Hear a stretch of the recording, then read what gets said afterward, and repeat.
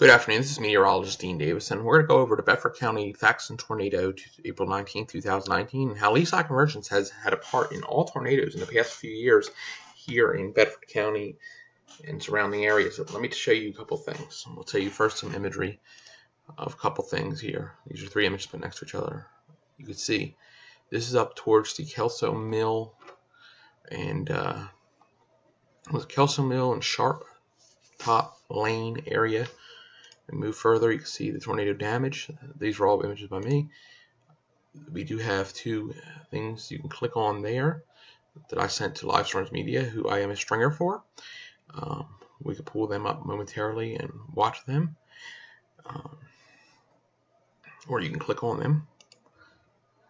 This is via WDBJ's drone. You can see the tornado damage clearly here as it came through the area. This was right in the area of Sharp Top and Kelso Mill. So this was the area that I was actually, because there's your part of your roof. I come out on my video at this angle and went this way. So this is the area that was struck by the tornado. This was Sharp Top Lane. This was Kelso Mill, heading back towards Phoenix Mill Road.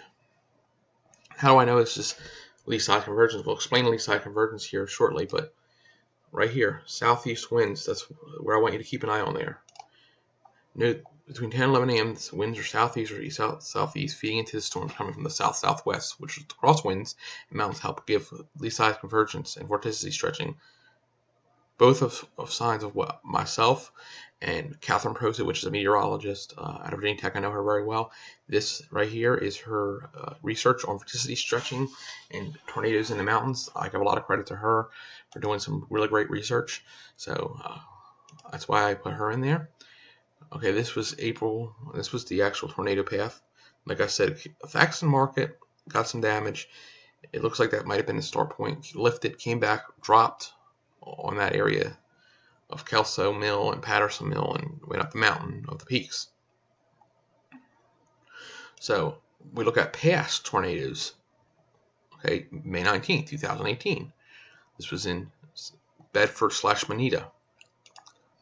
Here we go again, southeast winds. So what you're seeing is April 15th, 2018. Both tornadoes. Once again, southeast winds. The Moneta tornado down at the lake. Once again, northeast, southeast winds. It had an easterly wind component. Now, lee-side convergence explained to you. When you have a mountain chain, such as like the Blue Ridge Mountains, you have winds and storms coming from the west at the upper levels. Okay, they're the southwest, west. They come across the southeast or easterly wind. What happens is when they hit the east side of the mountains or the lee side, they rotate. And that's what's causing the rotation of these thunderstorms. Because as you see in all of the past information I just put there, they all had an easterly component to it. And storms came from the west. So you do the math. Lee-side convergence is a strong proof in all the tornadoes in the past 3 years that occurred. Lee-side convergence had a part in this, as the storms had the southwest or west upper levels coming from that direction and hits the southeast or east-southeast or east-northeast winds.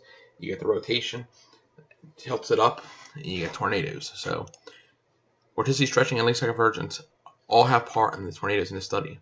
Future examples will be taking, and there's been an increase of tornadoes in the area due to this.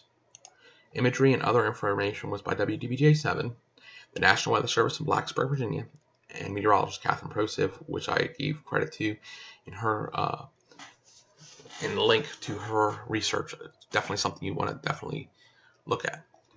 This is meteorologist Dean Davison for a small talk on why lee-side convergence has played in these tornadoes and the last couple of years of tornadoes in the Bedford County area.